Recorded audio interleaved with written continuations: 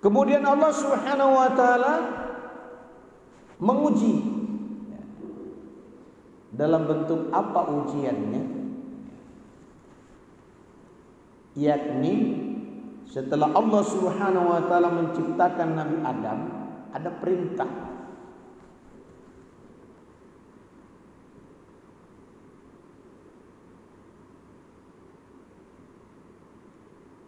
Ada perintah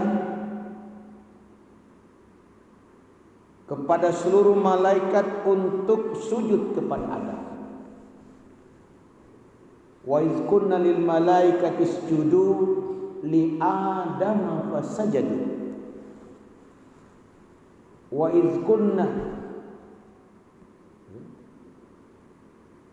dan ketika Allah Subhanahu wa taala berfirman kepada para malaikat,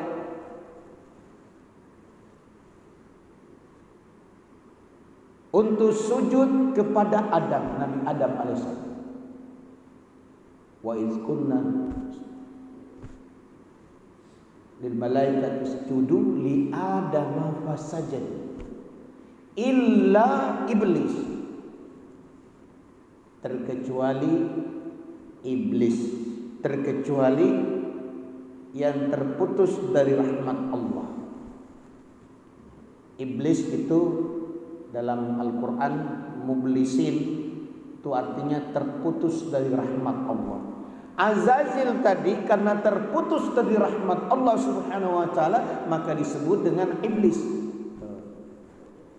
Jadi gelar iblis itu gelar, Pak. Dan itu tidak berlaku hanya kepada sebatas jin. Manusia bisa juga bergelar iblis jika dia sudah terputus dari rahmat Allah. Kenapa dia terputus? Karena tidak mau menyambung. Bagaimana caranya supaya kita tersambung kepada Allah? Beribadah kepada Allah. Orang yang tidak beribadah kepada Allah terputus.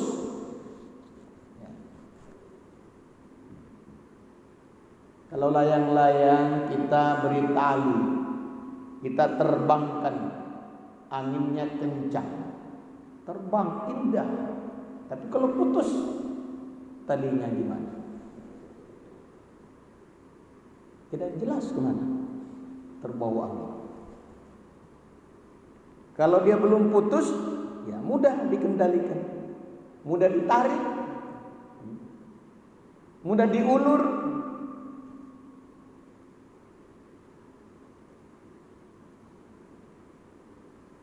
Para malaikat sujud kepada Nabi Adam atas perintah Allah Subhanahu wa taala. Sementara Azazil tadi enggan untuk bersujud. Illa iblis aba wastakbar wa kana minal kafirin. Dia sombong, dia angkuh dengan keangkuhan yang sangat, kesombongan yang sangat. Ya kan dia sudah merasa tadi memiliki kedudukan yang tinggi. Dia sudah diberi kedudukan sebagai Sayyidul Malaikat. Sudah jadi pejabat. Kalau di dunia ini sudah jadi pejabat, sudah jadi orang-orang yang kaya. Diajak, kamu ya. Sudah merasa hebat ketika diajak oleh orang-orang untuk berbuat kebaikan, ya dia merasa.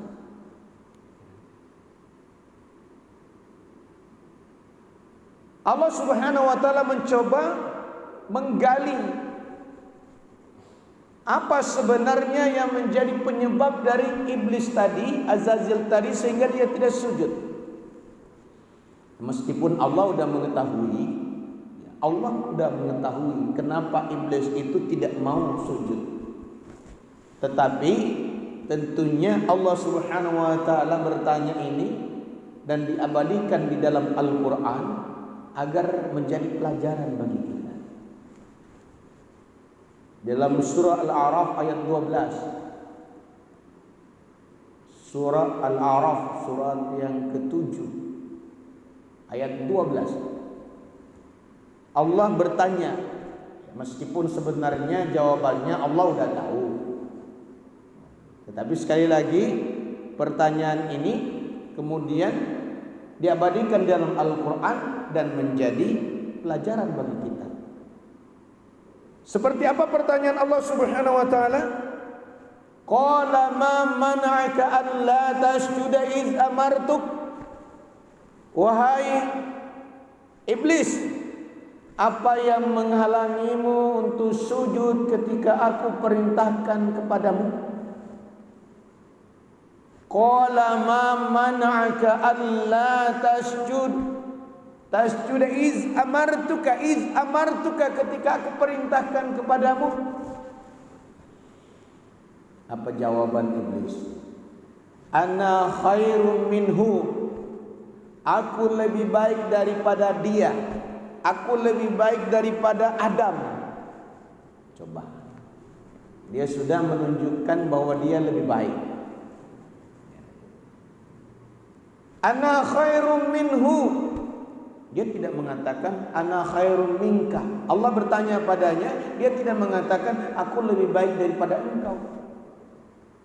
Karena perintah Allah itu adalah perintah untuk sujud penghormatan kepada Nabi Adam sebagai hasil karya cipta Allah Subhanahu wa taala. Bukan untuk disembah, tapi untuk diberi penghormatan.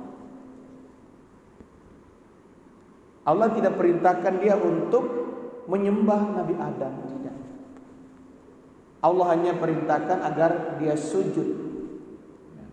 Sujud di sini menurut para ulama bukan sujud dalam rangka menyembah kepada Allah, kepada Nabi Adam, tidak. Tapi menghormati. Karena itu perintah Allah. Jadi kalau perintah Allah harus dikerjakan walaupun kita tidak senang. Kata iblis tadi, ana khairun minhu. Aku lebih baik daripada dia. Dia itu siapa? Nabi Adam. Khalaqtani min narin wa khalaqtahu min tin. Engkau ciptakan aku dari api, sedangkan Adam engkau ciptakan dari tanah. Aku lebih baik daripada Adam karena aku diciptakan dari api, sedangkan Adam diciptakan dari tanah. Apa ini salah? Benar. Jawabannya benar, Pak. Ya. Bukan masalahnya pada benar atau tidaknya, tetapi yang menyebabkan dia tidak sujud ketika Allah perintahkan tadi adalah karena kesombongan, keangkuhan. Dia merasa lebih baik. Ana khairum minhu. Jadi jangan sampai kita ini merasa lebih baik.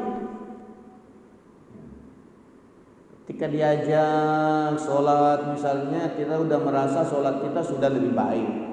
Nah, itu ada kesombongan. Padahal kita ini diciptakan dari mana?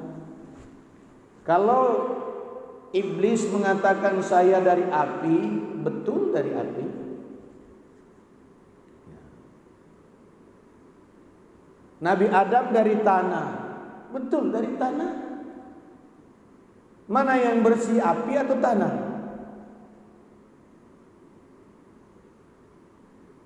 Biasanya kalau ada barang kita jatuh ke tanah, kotor juga. Tapi kalau barang kita bakar, biasanya bersih itu. Jadi kita bisa membandingkan tanah dengan api. Alah, kita Nabi Adam dari tanah, kita dari mana? Apakah kita dari tanah juga? Bukan. Kita ini dari air mani.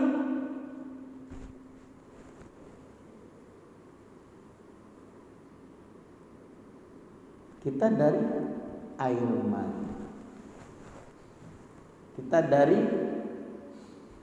darah. Kita dari air yang hina.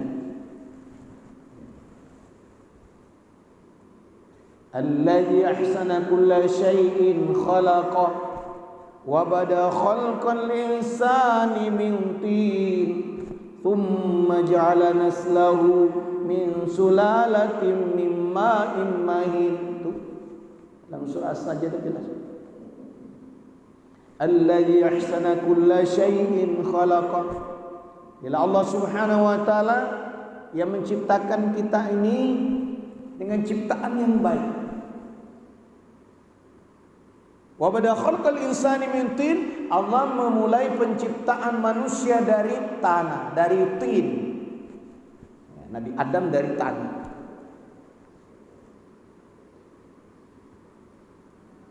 Tsumma ja'ala naslahu min sulalatin min ma'in mahin.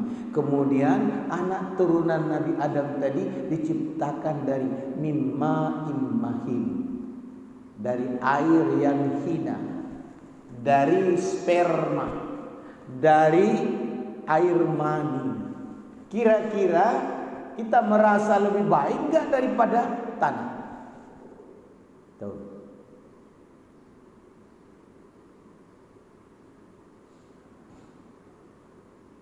Dari saluran pembuangan, kita keluar dari ibu kita melewati saluran pembuangan kotoran. Coba bayangkan. Lalu kita tiba-tiba tidak mau sujud kepada Allah Subhanahu wa taala. Padahal Allah Subhanahu wa taala sudah perintahkan kita untuk sujud tadi. Ya ayyuhalladzina amanu ruk'u wasjudu wa'budu rabbakum wafal khair la'allakum tuflihun. La'allakum tuflihun. Jadi kalau mau beruntung, mau menjadi orang-orang yang menang di sisi Allah Subhanahu wa taala, ya, kalau sudah merasa sebagai orang yang beriman kepada Allah, ya kita sudah bersyahadat, sudah berislam, asyhadu an la ilaha illallah wa asyhadu anna Muhammadar Rasulullah, kita sudah bersyahadat. Kita sudah berikrar kita.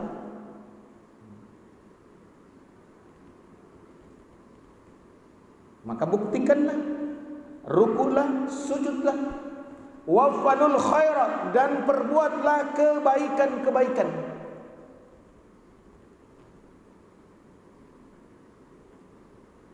Jadi beriman, ruku, sujud, sembahlah Tuhanmu, yakni sholat. Kemudian perbuatlah kebaikan, la'allakum tuflihun. Mudah-mudahan kalian menjadi orang-orang yang beruntung. Dan kita orang-orang yang sholat ini, kata Nabi Sallallahu Alaihi Wasallam sebagaimana hadis yang pada muqaddimah tadi, as-sholatu imaduddin. Sholat itu adalah tiang agama. Tiang. Bangunan masjid ini ada tiangnya, Pak. Kalau tiangnya patah, ya ambruk. Ada pokoknya, ada tiangnya, ada pilarnya. Coba kalau pilar yang di tengah ini kita patah, roboh atap tuh. As-sholatu imaduddin. Salat itu tiang agama. Faman aqamaha faqad aqamaddin. Barang siapa yang mendirikan salat, berarti dia telah mendirikan agama.